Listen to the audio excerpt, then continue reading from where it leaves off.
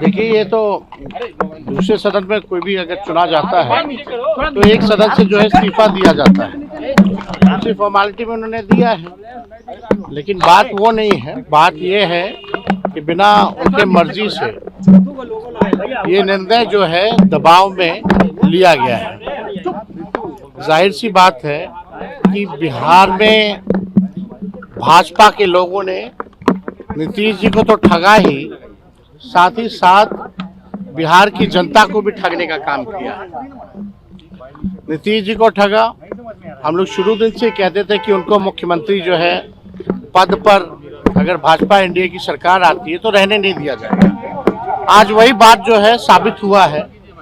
दूसरी बात ये भी साबित हुआ कि चुनाव में जो इन लोगों ने धन तंत्र और मशीन तंत्र लगाया था और माताओं बहनों से ये कहा गया था कि 2 लाख रुपए मिलेंगे, चुनाव के समय 10,000 रुपया दिया गया और बाकी बोला गया चुनाव के बाद 1,90,000 रुपया दिया जाएगा।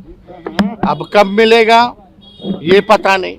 बिहार की महिला मतदाताओं को भी इन लोगों ने ठगा।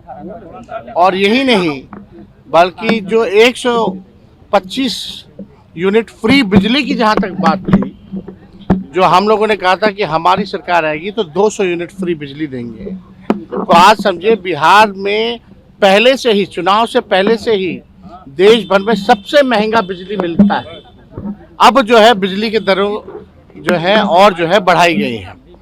यानी ये केवल और केवल ठगों की सरकार है। बिहार की जनता को ठगा, नीतीश जी को ठगा। तो जो अपनों को इन लोग ठग सकते हैं तो समझ सकते हैं कि बिहार की क्या स्थिति होने वाली है। गैस हो, डीजल हो, पेट्रोल हो, महंगाई जो है चरम सीमा पर अभी पहुंची। और अभी आप देखिएगा जैसे आपका बंगाल का चुनाव, केरल का चुनाव समाप्त होगा, वैसे पुनः आपका पेट्रोल डीजल की कीमतों में बेतहाशा वृद्धि होगी। तो ये लोग केवल ठग लोग हैं, ठगने का काम कर रहे हैं।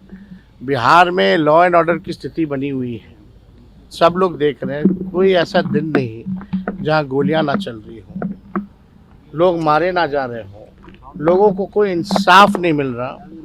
लेकिन भाजपा केवल लगी है हर जगह जो है कब्जा करने के लिए, सरकार बनाने। मुख्यमंत्री कौन होगा इस सवाल पर कोई कुछ नहीं कह रहा है कि कब इस्तीफा देंगे मुख्यमंत्री पद से। उसको लेकर इतना सस्पेंस क्यों?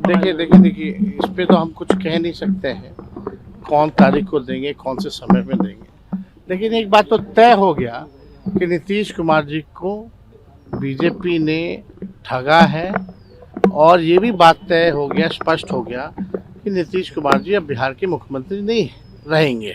विधायक और मंत्री तो ये साफ अब देखिए, अब कौन लोग रो रहे हैं, नहीं रो रहे हैं। आजकल लोग जो है केवल कैमरा देख करके लोग ड्रामा करते हैं। ऐसे लोगों को एक्टिंग मुबारक हो।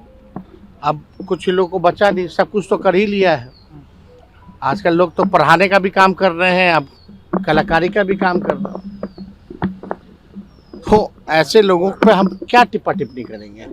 लेकिन बिहार के जो उज्ज्वलंत मुद्दे हैं उसका निष्पादन नहीं किया जा रहा। ओला वृद्धि, जो ओला जो गिरा था, जिससे किसान के खेत फसल को जो है नुकसान हुआ था, क्या हो रहा है उसका कोई फायदा दिया गया कि नहीं दिया गया? कोई किसान, मजदूर, गरीब, बेरोजगार, शिक्षा, चिकित्सा के बारे में, कोई पढ़ाई दवाई के बारे में बात ही नहीं कर रहा। कौन आएगा, कौन जाएगा, कौन आएगा। 2012 के बाद से कोई स्टेबल गवर्नमेंट बिहार में नहीं है। जब तक स्टेबिलिटी नहीं रहेगी, स्थिरता नहीं रहेगी सरकारों में, तब तक कहाँ से काम हो पाएगा बिहार का, कहाँ से डेवलपमेंट और विकास हो पाएगा। तो ये सवाल खड़ा होता है। तेजस्वी जी, आप दिल्ली के बाद केरल जाएंगे, वहाँ देखिए हम लोगों का एलडीएफ से वहाँ अलायंस हुआ है। 3 सीटों पे हम लोग लड़ रहे हैं। इससे पूर्व में भी हमारे विधायक वहाँ हैं केरला लेजिस्लेटिव असेंबली में, और 3 दिन का हमारा प्रचार का कार्यक्रम है वहाँ। उसके बाद झारखंड में 5 तारीख को हमारा कार्यक्रम है। तो पार्टी के संगठन को और मजबूत करना, विस्तार करना। और हम लोग चाहेंगे कि भाई, क्योंकि केरला आप जान रहे हैं सबसे ज़्यादा लिटरेसी रेट है, सबसे ज़्यादा आपका जो है डेवलपमेंट जो है वही है। तो हम लोग जो है वहाँ जो मौजूदा जो सरकार है उसके अंग हैं और हम लोग चाहते हैं कि पुनः ये सरकार जो है वापस आए सर बंगाल ताकि काम हो। में 173 थाना प्रभारियों का बड़े अधिकारियों का तबादला हो रहा है, बिहार में तो ऐसा कुछ देखने को नहीं मिला। वो बिहार में उन्हीं की सरकार थी। वो तो आप बिहार में चुनाव से पहले ही कितने ट्रांसफर पोस्टिंग हो रखी है, कई बार हो रखी है, किसको नहीं पता है। बिहार में तो थाना प्रभारी से लेकर के सब लोगों का तो हुआ ही है चुनाव से पहले, और इलेक्शन कमीशन को तो वही करना है जो बीजेपी से जो लिस्ट आती तो कोई लेता है नहीं।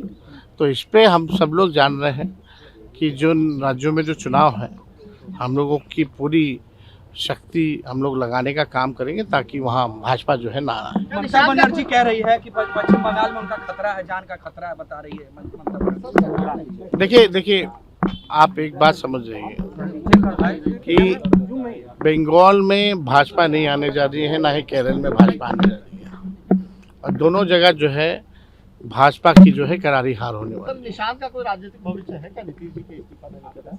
कैसे देखते हैं? अब देखिए, अब हम इस पर कोई टिप्पा टिप्पणी तो करना नहीं चाहेंगे, लेकिन कोई भी अगर नौजवान राजनीति में आएगा तो हम उसका स्वागत ही करेंगे।